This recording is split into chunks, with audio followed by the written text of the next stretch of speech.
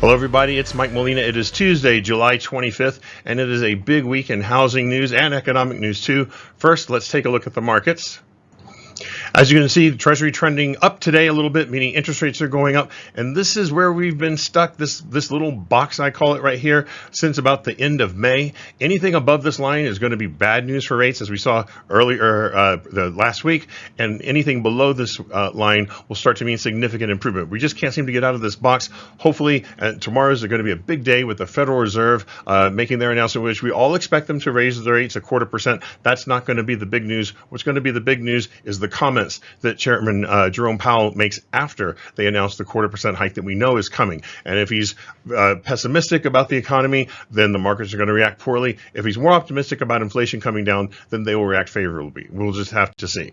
So let's take a look at where we are with rates. Rates have suffered a little bit today, going up a little bit to 6.625% for a conventional 30-year fixed. So now that's the bad news for today, but there's a lot of good news. Let's talk about the National Association of Realtors Confidence Index Survey for June. That came out. If you want a copy, by the way, you can click the link in the description on YouTube and you can download it. It's also available, of course, at the NAR site.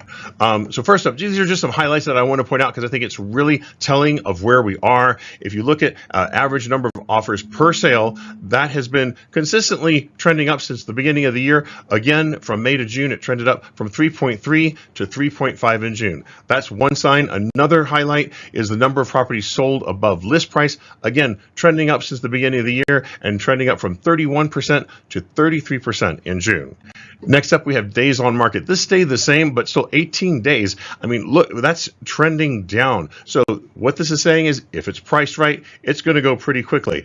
And the number of homes that sold in less than 30 days increased from 74% in May to 76% in June. All of these indicators are showing that the housing market is strong. These are tools for you to use in your narratives with your prospects, with your clients, to contradict the mainstream media and other outlets saying that things are just so awful and that there's going to be a housing crash and people are waiting. And the problem is that it's going to cost these people money. So we have to educate them to get them, to get off the fence and get moving. Next up, two big reports for home values came out, Case-Shiller and FHFA.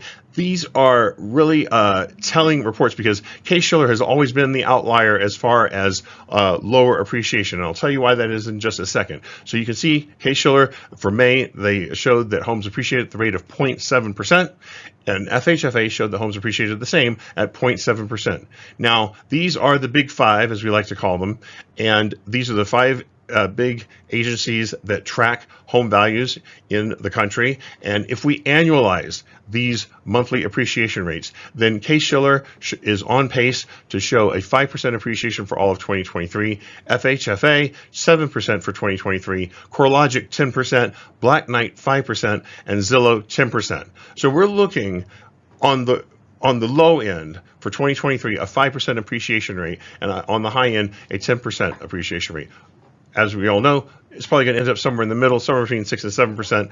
And so none of this stuff about the housing market collapsing is true. Now, why is Case-Shiller lower than the others? Well, Case-Shiller, you may recall, I've said in the past, it only measures transactions for homes that have higher than the conforming limit financing or are cash sales, whereas FHFA measures only transactions with conforming loan amounts or lower. So it makes sense because we know that the homes that are selling the most are the lower price homes. The more expensive homes are not selling at the same pace as the lower price homes. So it makes sense that Case-Shiller would have a lower appreciation rate than all the others because of what it measures.